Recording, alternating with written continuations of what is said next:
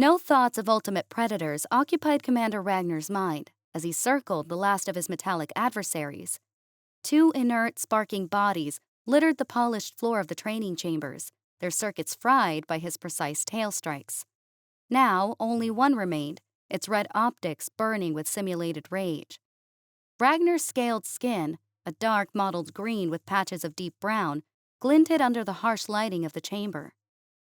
His powerful muscular frame rippled with tension, each movement precise and controlled. His heart pounded inside his broad chest, the rhythm syncing with the sway of his long serrated tail that tapered into a deadly razor-sharp tip. With a low, guttural growl resonating from his throat, he lunged, his tail whipping through the air like a blade, aiming unerringly for the dummy's vulnerable neck. But in that split second before impact, a voice, smooth as oil and sharp as a knife, sliced through the silence of the training chamber. "Commander Ragnar, you have orders to stand before Emperor Graco." "Orders?" Ragnar gasped, his focus splintering. The dummy seized the moment, its stance shifting to a direct kick. The kick came without warning, a blur of motion toward his chest. The world tilted, then spun into darkness as he staggered backward, slamming into the cold wall. Pain erupted, and even as he tumbled, his mind raced, anticipating the follow-up blow that was surely coming. His anticipation was betrayed, however. The dummy's eyes dimmed, its metallic form going limp as its power was cut. It collapsed to its knees. As if on cue, the chamber door slid open, revealing the source of that smooth voice. She was a female, her skin shimmering with pristine yellow scales that caught the light like polished gold. Her form was slender, yet powerful, every movement exuding a grace that was almost hypnotic. Her limbs were long and elegantly shaped, giving her an air of regality that was only enhanced by the intricate patterns etched into her scales, swirling designs that seemed to radiate with a subtle inner glow. Her eyes, a piercing shade of emerald, held a calm authority, and the way she carried herself was as if she owned the very air she breathed, a sight Ragnar had only witnessed in imperial broadcasts or in the depths of his imagination. You're not from around here, are you?" His mind, still reeling from the unexpected attack, momentarily forgot the interruption to his training, even the command he'd been given. She rolled her eyes, a gesture of impatience. "You've been selected as the executioner of the skipper. Emperor Graco has summoned you to Halan. The order is immediate. Follow me." Her voice was as smooth as before, but now it carried an undercurrent of command. Executioner? Halan? Skipper? Ragnar's mind raced, struggling to process the sudden and unexpected order. "Hold on. You can't just appear here and expect me to drop everything to go to Halan. Besides, those skippers are legendary creatures for a reason. They're impossible to track, let alone kill." Her tail twitched impatiently. "You are not paid to think. Emperor Graco's order supersedes any other task you have. You come to the cradle with me, or you face the consequences for disobedience here, on this forgotten rock. Your choice." Ragnar's momentary enchantment with her striking appearance was abruptly shattered by the icy tone of her voice. How could such a creature of beauty possess such an iron will? Disobeying an emperor was a career ender, so he reluctantly conceded. "If you're so determined to have me along, then consider it done." Without a word, she turned and gestured with a flick of her tail, silently commanding him to join her. He complied, joining her side as they wound their way through the vast base. As they moved, envious glances darted from the eyes of his fellow soldiers, who noticed her beauty. He cursed inside. Those fools could only see her calm exterior, not the cold interior. The glances seemed to spur her on, her pace quickening until Ragnar, already weary from training, struggled to keep up. "Why the rush?" he panted, his voice barely audible over the constant thud of their footsteps. She said, "Emperor Graco doesn't like to wait." Her terse response made sense only as they approached the gate station. It wasn't the bustling public gates where individuals of many species materialized and vanished in constant flux, but the austere private terminal. Here, the lines were empty and heavily armed guards maintained an imposing presence. This was Ragnar's first time in this part of the base. As the gate numbers dwindled, from hundreds to dozens, and then to mere digits, His unease grew. "Where exactly are you taking me?" "Gate number 1, she said. Being summoned to Halan under the Emperor's orders was terrifying enough, but gate number 1? This was the most renowned gate on any planet, a relic, more about tradition and asserting power than practicality. It embodied a truth known to all species. Every gate station could transport you to the Imperial Palace. Before the gate, Ragnar noticed a distinct difference. While other gates were guarded by soldiers armed with modern weaponry, gate number 1 was defended by only 2 guards, each holding a spear tilted at an angle, their weapons crossed to block the path. As he pondered what kind of authorization would be needed to pass through the gate, she raised her arms, revealing an emblem etched into her scales, the imperial symbol, not merely drawn, but burned into her skin. The guards responded swiftly, clearing the path to the gate. A single dismissive glance from her was all the invitation he needed. Swallowing his apprehension, Ragnar stepped forward and joined her toward the swirling vortex of purple and blue, the dimensional shortcut that would transport them to the Imperial Palace in Halan. "This gate is the oldest of all," she warned as they stood at the brink of the swirling vortex. "It will be different from what you're used to." "Different?" His question was cut short as they took the final step. A blinding flash engulfed him, obliterating the sight of the base behind them. Ragnar felt himself suspended in a void, weightless and adrift. The air around him seemed thick, almost gelatinous, as if the very fabric of reality was being stretched and twisted. The sensation was unlike any gate travel he'd experienced before. Instead of the usual smooth transition, this journey felt like his limbs were being stretched and contorted into unfamiliar, uncomfortable shapes. He looked down at his seemingly enormous hand. When he closed his fingers into a fist, his hand shrunk to a tiny, almost baby-like size. At that moment, he heard a chuckle, and when he glanced to the side, her cold demeanor softened into a smirk. "What is your name?" His voice, deeper than he intended, seemed to amuse her further. Her reply was accompanied by her now disproportionately large head and even larger smile. Her soft voice, now sounding oddly deep, was almost comical. "Izora," she said. Ragnar was mesmerized by the spectacle, but suddenly the tunnel widened and the pulling sensation ceased. He stumbled as solid ground materialized beneath his feet, his body jarring back into reality with a forceful impact. He gasped, inhaling deeply as his vision cleared. The blinding light faded, replaced by the dim, cold stone walls of a cavernous chamber. Turning his head, he found Izora standing beside him. Her expression was as cold as ever, a sharp contrast to the playful moment they'd just shared. For a moment, he questioned whether it had all been a hallucination. Was Izora truly her name, or had he simply imagined the entire interaction? "Izora," he managed to utter, his voice hoarse. She looked at him as if he were an idiot, her voice flat and cold. "What?" Ragnar was about to mention the trip when a cacophony of childish laughter and chatter erupted.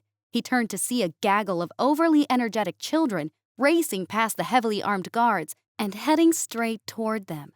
Izora, look what I did! A young girl held her tail, her scales covered in red paint, as if she'd used it as a paintbrush. Look here! A boy smaller than the girl proudly displayed his red-painted belly, his smile beaming with delight. "Quite the artist, aren't you, Umari? But remember, your tail is for balance and battle, not for painting." Her expression softened ever so slightly. "And you, Takor, you wear your artwork with pride. But be careful not to turn yourself into a canvas too often. We'll need you to be a warrior someday." She didn't waste much time and dismissed the children, telling them she would play with them later. Ragnar noticed the underlying warmth in her words, but it didn't mean her cold demeanor had completely vanished. At least, not like it had in that strange space between the gates. He was puzzled by her behavior, but didn't have time to ask questions as she strode towards the guards. Izora held out her wrist, displaying the imperial symbol to the guards ahead. As before, they were granted immediate access to the Imperial Palace without much fuss. The space ahead was a labyrinth of corridors, with an overwhelming number of paths to choose from. Izora took the lead, guiding them through the halls and stairways that, aside from the lights, seemed devoid of modern conveniences. Ragnar had a multitude of questions he wanted to ask, but instinctively, he waited until they were alone. Even so, as soon as the words left his mouth, he regretted his query. Are those your children? No. She replied curtly, and Ragnar felt a pang of awkwardness as they walked in silence. After a moment, she added, Emperor Graco prefers the giddy ones to be the mothers. That single sentence sent him into a blissful reverie, only to be rudely jolted back to reality by the cold steel of a knife pressed against his throat. Izora could only be one of Emperor Graco's concubines, her cold demeanor a carefully crafted facade, and her admission proof of her unhappiness. Despite this, he knew that staying away from her was the wisest course of action. She belonged to Graco, after all. The only sound for the rest of their walk was the steady beat of their footsteps. As long as he avoided looking at her, Ragnar had little trouble keeping Izora out of his thoughts. After all, he barely knew her, and based on what he'd learned, he decided it was best not to try to learn anything more. Their journey ended in a vast, opulent chamber. The polished floor reflected the dim light from ornate stained glass windows. At the center, Emperor Graco sat on a grand obsidian throne adorned with sharp black crystals, his lazy eyes surveying the room with little interest. He wasn't as old as Ragnar expected, but his belly was even bigger than what the imperial broadcasts had led Ragnar to believe, a fact clear even though fine fabrics covered his scales. Trying not to stare, Ragnar averted his gaze, finding a double row of guards flanking the throne. Their spears stood upright, while a group of concubines lounged around the emperor, draped in luxurious fabrics, their soft laughter and whispers a stark contrast to the chamber's heavy atmosphere. Izora knelt before the emperor, her voice cold yet expressing the practiced deference of a concubine. Your Majesty, this maid brings you Commander Ragnar, as you requested. Ragnar was unsure of the proper protocol, so he bowed slightly, then stood with the perfectly ordered posture of a soldier awaiting orders. Emperor Graco turned toward him, but his gaze immediately shifted to Izora, who remained with her head bowed. You are late, Izora. His voice was serious but tinged with lazy disinterest. Why do you think I give you permission to use the old gates? Izora glanced at him, leading Ragnar to believe she might blame him for the delay. It was my short legs, Your Majesty. She hadn't blamed him or the children for making the Emperor wait. Commander Ragnar had to wait for me as we walked. Of course he would have to wait for you. How could a mere maid keep pace with one of our finest warriors? He waved a languid hand, dismissing her. Go, take your place. Izora rose, blending seamlessly with the other concubines near the throne. From her new position, she threw him a brief, almost imperceptible smile. The sight of her lingered in his mind for a moment longer than it should have. Ragnar flinched when the Emperor's voice abruptly shattered his thoughts. Commander Ragnar, Graco said, his voice carrying an unexpected sharpness. Did the maid convey the gravity of the task I've chosen you for? She did. I believe it was something about hunting a skipper, Your Majesty. Ragnar shifted his gaze to the floor, realizing his mistake of staring at Izora. The skipper is already captured and chained to the floor of the arena. Emperor Graco's voice boomed over the hushed whispers of the concubines. Your task is not to hunt it, but to execute it in front of the crowd. Execute it for a crowd? Ragnar blurted out before he could properly consider his words. Why would you have me commit such a dishonorable act, Your Majesty? He raised his head to gauge the Emperor's reaction, and a wave of relief washed over him when he noticed the same lazy disinterest still lingered in the rotund monarch's eyes. Foolish pride of a young warrior, Graco muttered, shifting his position into a straighter, more imposing stance with the aid of the concubines. You must be unaware, Commander, that even chained, the skipper remains a formidable foe. Any mistake in your approach, and it could still kill you. I know little about the skipper, Your Majesty, but I do know the kind of reputation those who participate in royal executions gain in the outer reaches. Ragnar replied, his voice tinged with anxiety. Forgive my boldness, but if my men see me on the Imperial broadcast, my reputation will be ruined, and I will lose their respect. The respect of some bumpkin is worth less than a ship after our brilliant minds created the gates, Emperor Graco said, his gaze piercing. But I understand your plight, Commander. Fulfill my order, and you shall be promoted and stationed somewhere more civilized. Ragnar's eyes twitched, but his expression quickly darkened, his anxiety growing. I'm sorry, Your Majesty, but I cannot abandon my position in the outer reaches. The work of enforcing the law on the primitive species is important, and my entire life is invested in it. Any warrior from Halan could serve as your executioner. My assistance is truly unnecessary. You may not grasp the significance of this execution to the Empire, but I shall enlighten you, the Emperor said, his anger palpable in the room. The concubines retreated, and the guards exchanged worried glances. The humans are dissatisfied with the gate fees and are looking at the skippers as possible alternatives to travel through space. They spread lies about these creatures being the key to their autonomy. This execution will demonstrate the skippers' true danger and thwart their misguided project and the trust the other species have in them. Ragnar took a step back. You fail to comprehend your delicate situation, Commander, Emperor Graco said, rising from his throne in a surprising display of strength in his legs. Refuse my order, and you will never be more than a commander. But if you succeed, you can have anything you desire. The Emperor's weight forced him back into his throne. I noticed where your eyes were earlier. Fulfill my order, and you could even have one of those maids. Perhaps one of the beautiful ones, not the second-rate ones you see here. Ragnar was taken aback by the wave of feigned laughter that spread among the concubines, as if the Emperor had told a joke rather than insulting them and offering them as a reward. Izora stood amongst them, her face devoid of any amusement. His reply was not immediate, torn between his options and tormented by a flicker of less noble emotions. Ragnar finally accepted. I will be your executioner, Your Majesty. Naturally.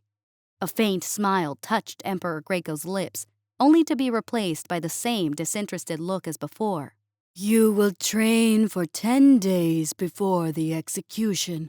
I expect nothing less than a perfect show of power when you perform before the other species. Failure will not be tolerated. Ragnar was on the verge of questioning the need for training when a mere flick of the Emperor's hand sent one of the guards stepping briskly out of formation. Before Ragnar could fully grasp what was happening, he found himself being ushered out of the royal chamber. As the heavy doors began to close behind him, he cast a final glance back. The concubines had already swarmed around Emperor Graco, their laughter and flirtatious antics filling the air. Yet, amid their efforts to amuse the Emperor, one pair of eyes lingered on Ragnar, watching his departure with an intensity that he dared not decipher. Hours later, Ragnar found himself in Halan's arena. The place exuded a sense of ancient grandeur, with its towering stone pillars standing at each corner like silent sentinels from a forgotten era. At the heart of the arena lay the skipper, the ultimate predator he'd been ordered to slay. The first sign of its presence was the ominous clank of heavy chains straining against its immense power. As the dust from its last outburst settled, its form became clear, a massive muscular beast with dark, shimmering fur that twisted light around it. Ragnar's breath caught as his eye met the creature's purple, glowing gaze, a connection that sent a shiver down his spine, filling him with primal terror. Its eyes, like portals, seemed to resonate in the air, distorting the space around them as though reality itself bent to its will. For a moment, Ragnar thought its form flickered, as if it wasn't fully bound to this world.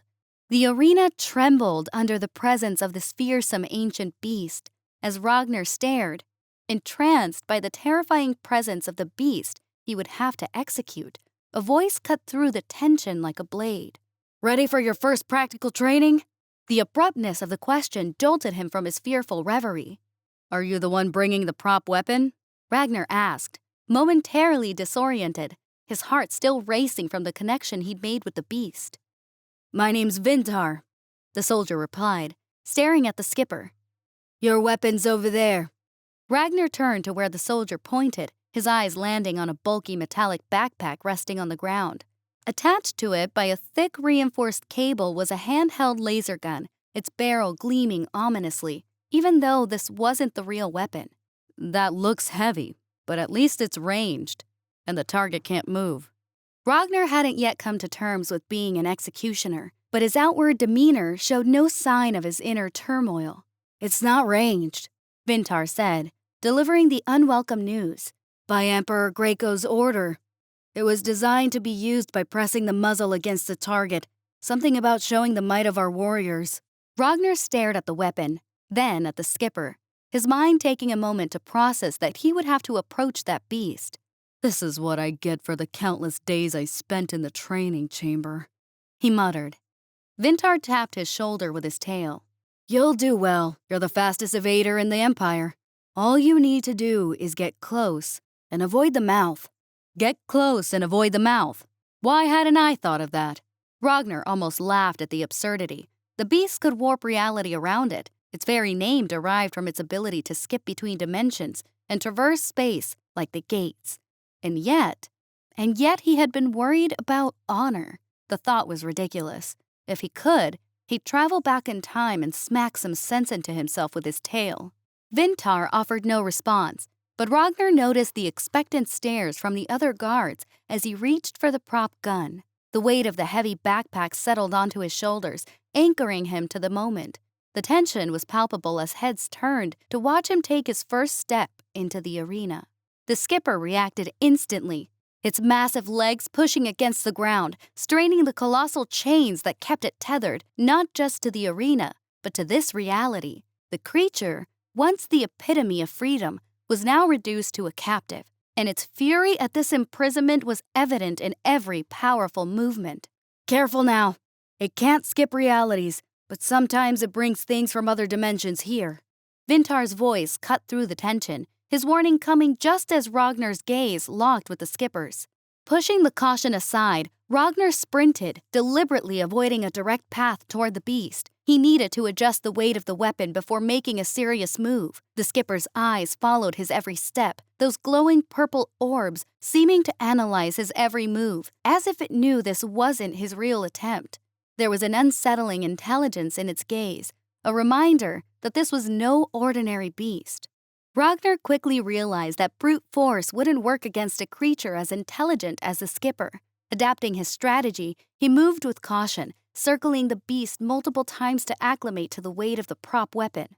Every time he considered approaching from behind, the unsettling swish of the skipper's tail made him think twice. Finally, with muscles tensed and a deep breath, Ragnar charged toward the skipper's head, his eyes locked on the length of the chain, keenly aware of how much he preferred not being eaten.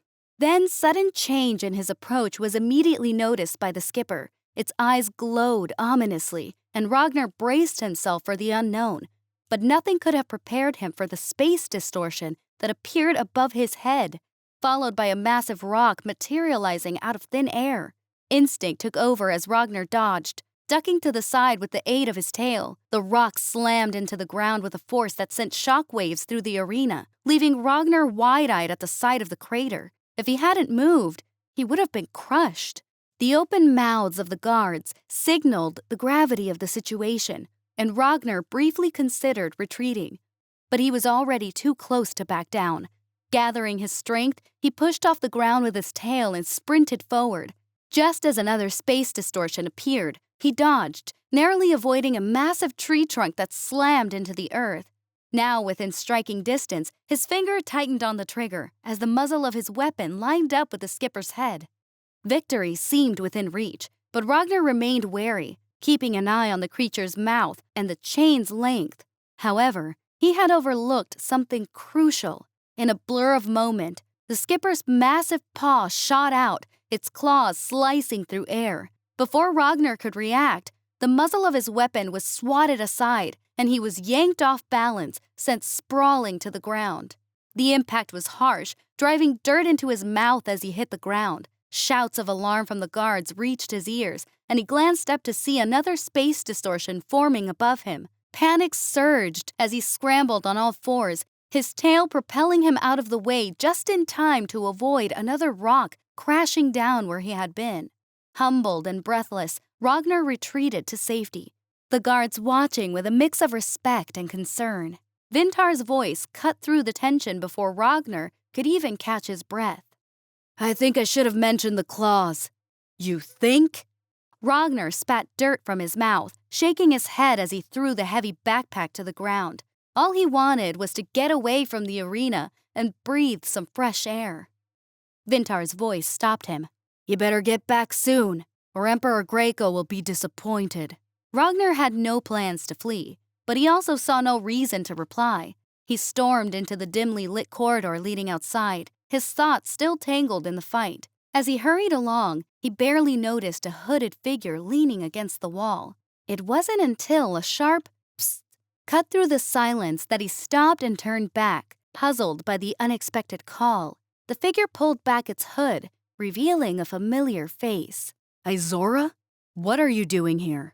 He asked, taken aback. Her yellow scales gleamed in the low light, and her voice was softer than before. I need to ask you something. She stepped closer, her gaze piercing his. When this execution is over, will you take me with you? Ragnar blinked, caught off guard. Huh? What? Will you request to have me as your reward?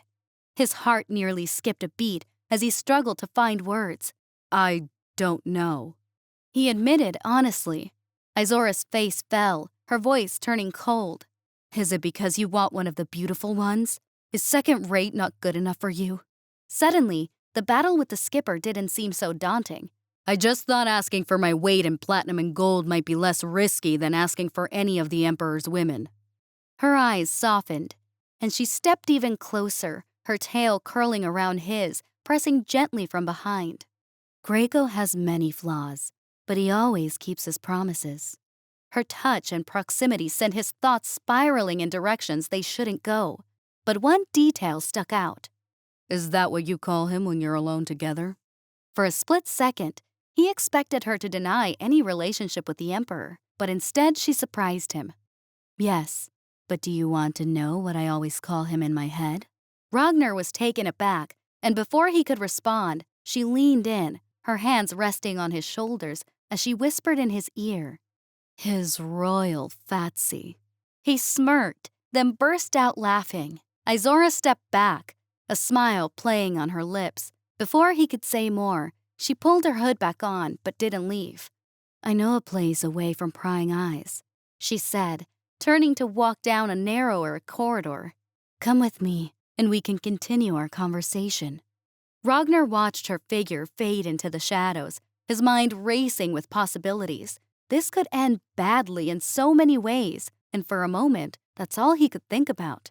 But then a glance back at the arena reminded him that his training also had its own share of dangers, which quickly cleared his doubts. Moments later, he found himself running after Izora, full of anticipation for where this conversation might lead. 10 days passed, and Halan's arena had been transformed into a spectacle far beyond anything Ragnar had experienced during training. The towering stone pillars still anchored each corner, but now they were draped with vibrant banners emblazoned with the Empire's emblem, fluttering in the slight breeze. The ancient stone walls reverberated with the deafening roar of the crowd, a sea of spectators that packed every available space, their eager faces turned toward the center where the execution would soon unfold. Above it all, seated on a grand elevated platform, was Emperor Greco himself, His gaze was cold and imperious as he surveyed the scene below, flanked by his concubines and guarded by elite soldiers. Among the concubines was Izora, her presence concealed by the lively group around her. Yet Ragnar knew she was watching. In the arena, Ragnar's eyes were drawn to the 4 massive gate frames, standing ominously in anticipation.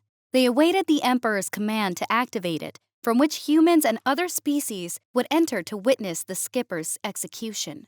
As Ragnar stepped into the arena, the oppressive weight of thousands of eyes bore down on him. The crowd's noise was a constant reminder that training was over. The weapon he carried was no longer just a heavy burden. The skipper, chained and restless, awaited him at the center, its mysterious eyes glowing with malevolent intelligence. The moment was approaching, and there would be no turning back. Visitors, travelers, and residents of Halan. Emperor Graco's voice boomed across the arena, though he appeared thinner than when Ragnar had last seen him.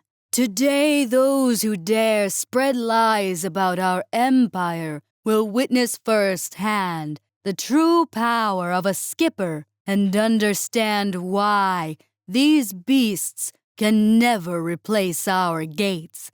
What do those humans think they can accomplish with the skippers? Ride them across dimensions? The crowd roared with laughter at the Emperor's mockery, the sound echoing throughout the arena. Ragnar noticed the Emperor seizing the moment to discreetly lower himself back into his seat. Izora had mentioned the strap he wore beneath his robes to tightly compress his midsection for such occasions, a detail Ragnar had little reason to doubt.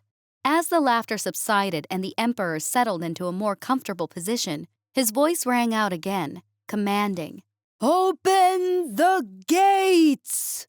At his word, there was a swift flurry of movement around the massive gate frames. In a flash of blue and purple light, swirling vortexes formed within the gates. From these portals emerged beings from different species, an avian, 2 tailless reptilians, and finally, a bare-skinned creature with hair atop its head. Welcome to Halan, interstellar travelers. The greetings came not from the Emperor, but from a figure standing before the gates, positioned on the same level as the newcomers, while Emperor Graco observed from his elevated throne. You stand in the heart of the Empire, the core city of our vast gate network. Ragnar quickly noticed that neither the Emperor nor the vast crowd held the visitors' attention. Their eyes were locked onto the skipper, its menacing presence commanding their focus like a magnet. Emperor Graco didn't allow their surprise to linger before he began to speak. Behold the ultimate predator, he declared, his excitement so palpable that he rose from his throne once more. This creature is the cause of gate malfunctions across the galaxy, feared and worshipped by many primitive species. Today I will show you just how foolish it is to think this beast could ever replace our gates. You will witness firsthand the danger it poses to life and the kind of warrior it takes to slay it, even while it's chained to the ground.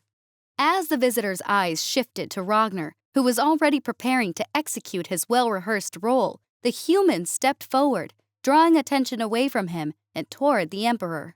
What is the meaning of this, Emperor? The human's voice was sharp, cutting through the tension. Without waiting for a reply, he continued. You requested an ambassador for a celebration. And what do I find when I arrive here? A barbaric execution. Do you have any idea how much this could harm the diplomatic relationship between our species? The Emperor laughed, a sound that rippled through the crowd as they echoed their ruler. This is a celebration, human. Isn't the death of the universe's fiercest predator a cause for rejoicing? Calling that thing a predator insults true predators, the human ambassador retorted, his voice giving off authority. A predator hunts. That thing just skips across planets until it finds something dead to eat. It's so easily frightened that its first instinct is always to flee dimensions at the slightest noise. It only attacks when cornered, as you've ensured this one is. The skipper is nothing more than the galaxy's biggest, flashiest coward. A stunned silence fell over the arena, Ragnar, like the crowd, froze. Emperor Graco almost toppled as he stood, supported by his concubines. Bold claims, but can you prove it? Without hesitation, the human ambassador began marching toward the skipper, his steps slow and deliberate. Ragnar watched in disbelief as the human approached the beast with careless confidence, moving directly and fiercely toward it. "You can let them smell you first," the ambassador said, extending his hand toward the giant muzzle, locking eyes with the skipper. "Then you show vulnerability by stepping into its reach." He inched closer, his hand gently touching the beast's wet nose. "See? Friendly," he murmured, petting the creature. Ragnar couldn't comprehend the sight unfolding before him. In all his days of training, he had never considered such a reckless approach. The very idea of it felt like staring into an abyss and choosing to jump, simply to see what might happen. Emperor Graco stood motionless, his gaze intense and unforgiving, as though he might order Ragnar to execute both the human ambassador and the skipper on the spot. Moments later, his voice thundered through the arena. Close the gates! None of the ambassadors are to leave! A flurry of movement erupted around the massive gate frames, swiftly closing them to prevent any escape. Even Ragnar, with his limited knowledge of politics, recognized that this turn of events was far from good. The non-human ambassadors immediately voiced their objections, their protests blending into a chaotic chorus. Meanwhile, the human ambassador remained calmly beside the skipper, watching the commotion unfold. Arrest the human! Emperor Graco commanded. He must be using some trick to charm the skipper. He needs to be interrogated. The guards sprang into action, surrounding the skipper and the human from all sides. Fear was prevalent in the eyes of the soldiers, hesitant to approach the creature, their weapons trained nervously on the pair. For the first time, Ragnar noticed a hint of distress in the human's demeanor. The human ambassador looked at the skipper and spoke to it, as if it could understand. "Time to get out of here, buddy. These people are all crazy." Seizing the soldier's fear to his advantage, the human hurried to the chains binding the skipper. After a struggle with the mechanism, he freed the first leg, quickly followed by the second. The final two chains were torn from the ground by the skipper's brute strength. Moments later, the skipper lowered its neck, allowing the human to climb its black fur until he reached the top. "Stop them, Ragnar! Kill them!" The emperor shouted, but it was too late. In an instant, reality flickered, and the duo vanished into thin air. The joke Emperor Graco had made at the start of the execution now hung awkwardly in the air, as the human had indeed ridden the skipper across dimensions. Ragnar could only watch as chaos erupted around him. The emperor ordered an immediate halt to the imperial broadcast, followed by a directive to close all gates leading to and from Halan. With his promised prize vanished and any hope of escaping unscathed growing dim, Ragnar caught Izora's eye among the concubines. In that fleeting exchange, they silently agreed on their course of action. Seizing the opportunity amidst the turmoil, both slipped into the crowd and vanished. Later that night, security cameras captured two hooded figures breaking into Halan's zoo. One carried what was later confirmed by unofficial sources to be a bag of valuables from the imperial palace, while the other took a set of guns declared missing from Halan's arsenal. The footage showed the duo entering the zoo, but mysteriously, there was no record of them leaving. The only official report the next morning was that the local skipper had escaped, with the cause attributed to a failure in maintaining its containment unit.